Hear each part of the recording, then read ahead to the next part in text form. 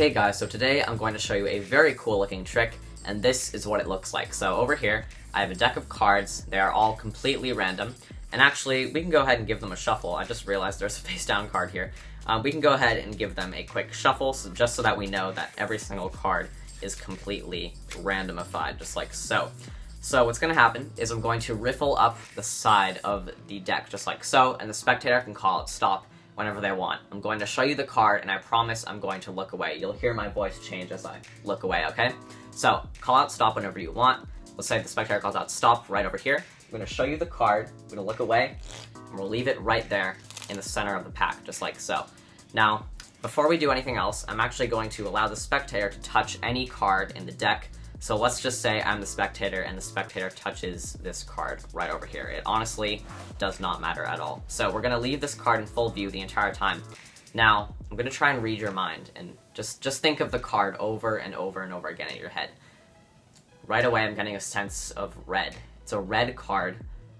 And also, I'm getting a sense it's a low value card. Not an ace, but two, right? It was a 2. It was a red 2. So now, it was either hearts or diamonds. Hearts, diamonds. The 2 of diamonds. Comment down below if I got that right. But actually, it's kind of funny because remember how I told you that you could touch any card in the entire deck? And you actually touched this card right over here. It's interesting because the card that you touched is actually the 2 of diamonds, just like so. And I can show you the card, and everything is completely examinable. So that is the trick, guys, and now for the tutorial. Okay guys, so here's the tutorial for the trick that you just saw. So right off the bat, I do want to just let you guys know that this trick involves 0 gimmicks, no setup involved. This is a completely impromptu trick. You can do this with a borrowed deck of cards, which is just absolutely incredible. I learned this control recently called the park control. I will be teaching that a little bit later in this video, but right now I'm just going to be teaching you just the very beginning of the trick. So all you're going to need is a normal deck of cards. So just get out a normal deck and follow along with me. This is how to do the trick right now. So you have a deck of cards. You can borrow it from a spectator. It honestly doesn't even matter. So what you're going to be doing is an overhand shuffle, and you're going to be doing it face up just like this. Now, and whenever you want, you're just going to stop. And instead of taking a block of cards shuffling, you're actually going to just take a single card just like this. You're going to be remembering what the single card is that you take. So you're going to be remembering the 2 of spades in this case. And then you're going to just throw cards on top and peel cards just like so to just continue the overhand shuffle. What you've done is you've just controlled your card now to the top, so the 2 of spades. This is going to be the card that you force on the spectator and eventually the card that they pick out in the end. So now I'm going to be teaching you the control. Okay guys, so now I'm going to be teaching you the park control.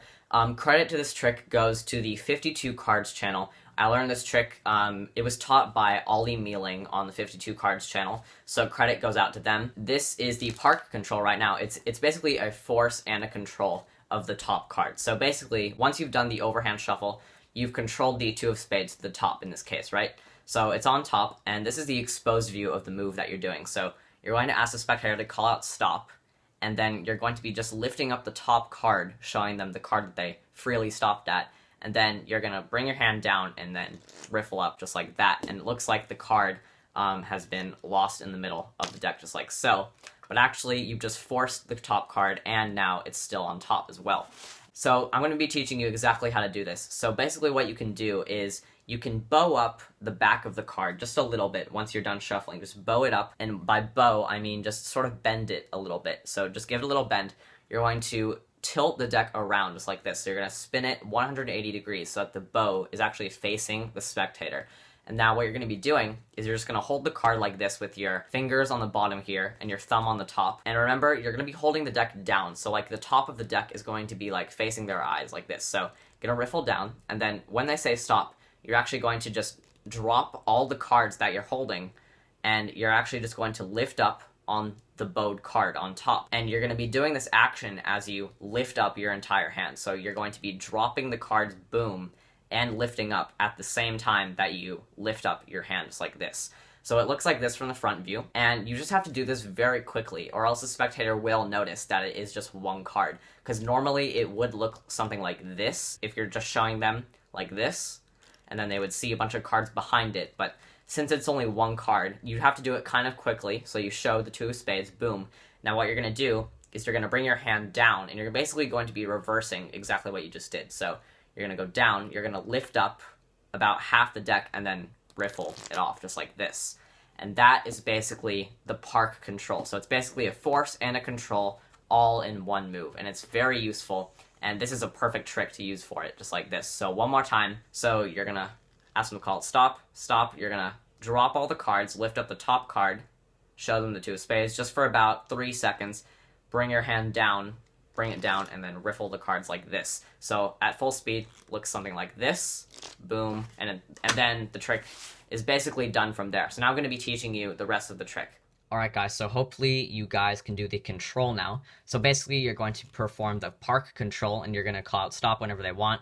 You're going to lift up the top card and then continue riffling down. So obviously I couldn't teach it in this angle, but that's why I performed it in the other angle. So now you have their card on top here and everything is all set to go. You say, before we do anything else, I'm just going to spread out the cards like this, and I would let you touch any card. So they can go ahead, and honestly, it doesn't matter. They can go ahead and just touch any card in the deck. Just ask them to not look at it. So you're just going to slide it out, square up the deck, and just leave everything there on the table. If you do perform this trick with your own deck, they could suspect that you are using marked cards because the card is in full view the entire time. So what you can do is you can ask the spectator to just place their hand on top of the card and the deck if they want to, if they are suspicious in any way. But it honestly doesn't matter. If it is their own borrowed deck and they know that it is normal, then the trick will be even more impressive. So that's why I think you should perform this trick with a borrowed deck of cards. You know their card is the 2 of spades, so you're going to just act like you're reading their mind. So you're going to ask them to first think of the color. You say, okay, I'm getting a sense it's a black card. And then think of the value, it's a 2, and then think of the suit, and it's a spade, so the 2 of spades. So that's already amazing. Now you're going to pick up the deck, and you're going to say, now, it's kind of interesting, because before we even did any of this, I asked you to touch one card and leave it on the table. So now what you can do is, as you're pointing, you can push off the top card and catch a break, because this is their card right here on top. So you can either push off the top card and pull back to catch a pinky break, because what you're going to be doing is a double lift basically, but you're just flipping over 2 cards at once.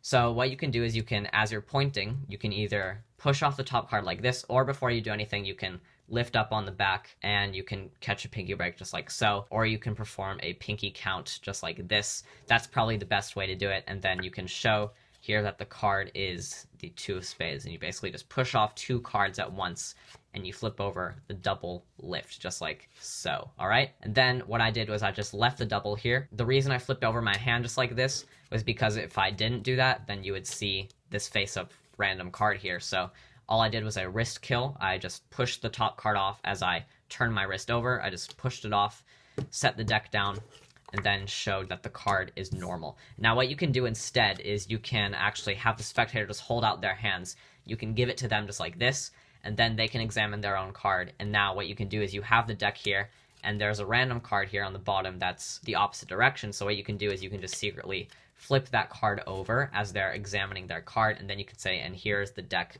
to examine as well. And that is basically the entire trick, guys. So basically the only move that you really have to practice is the park control. That is sort of an advanced move because you just have to get the angles right and the timing right, and then it will look really, really good. The spectators will not notice at all. Trust me, I've used it multiple times and it is completely hidden. The spectators have no idea what you're doing. So hopefully you guys like that really cool trick, and see you guys for my next video. Bye.